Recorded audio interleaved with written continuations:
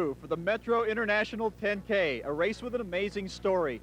Race officials here feel that any major international city has to have a signature athletic event. And for Lima, this race is that event. Rarely has any race in the world started with this kind of success. It's unusual for a 2-year-old race to attract big crowds and elites like Kenya's Selina Shirshir, a 1996 Olympian, Patrick Kiptum, and former world record holder Arturo Barrios. Both the men's and women's fields were deep, but equally impressive was the color and spectacle that outdid races decades old.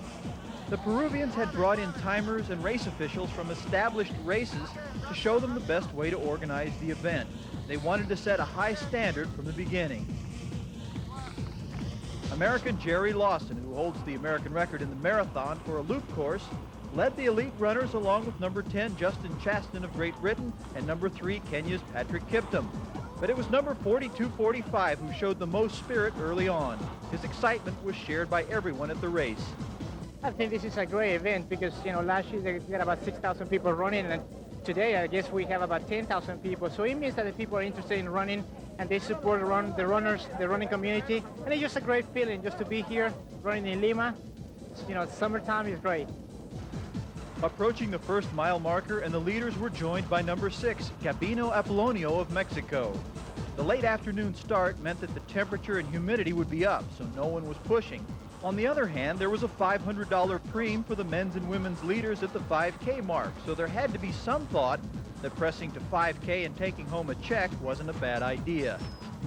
Selina Shirshir led a threesome that early on distanced themselves from the rest of the women's field. Behind her, number 30 was defending champion Katrina Price of the United States and Gitte Karlsjø, who ran the 1996 Olympic marathon for her native Denmark. In all, there are 8 Olympians in the elite field. The excellence demonstrated in this second-year race is the result of a desire to showcase Peru's capital city of Lima. For Lima, first, to give a very nice party in the streets in a sunny day like today, and also in a way that Lima could be seen by the world. The streets, it has the neighborhood, and also the how can I say, the people, the love of the people for the racers. Huh? While Gabino Apollonio was pushing the men's field, Gitte Karlsjø and Selina Shirshir were leaving Katrina Price behind. Gabino Apollonio finished 6th at last year's Arturo Barrios 10K, but there wasn't much in his resume to indicate that he could maintain this pace. Was he after the 5K preem or the victory? Toward the center of Lima, Peruvians were out enjoying the great climate as they socialized in front of the presidential palace.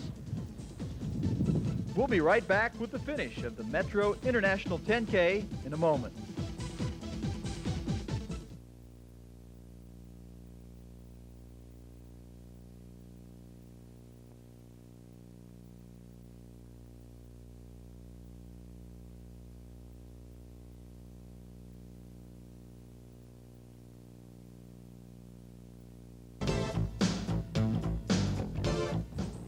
Lima, Peru is a city of 8 million people that sits above the Pacific Ocean.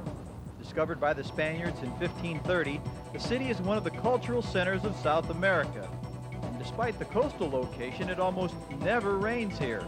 Race directors knew they'd have a nice day for the race.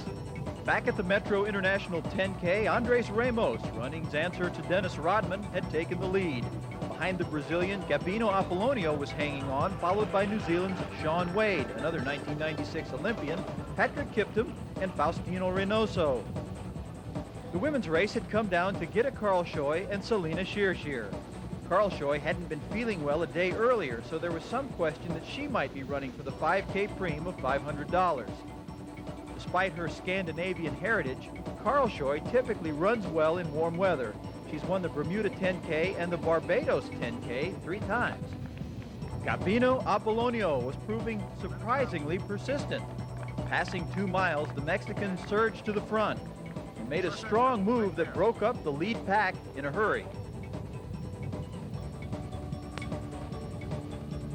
A quarter mile later, and only Shaun Wade was willing and able to keep pace. Wade is primarily a marathoner with a first place at Fox Cities and a second at Houston, but he was running easily with Apollonio. In the women's race, Karlshoy continued to pull away from Shear.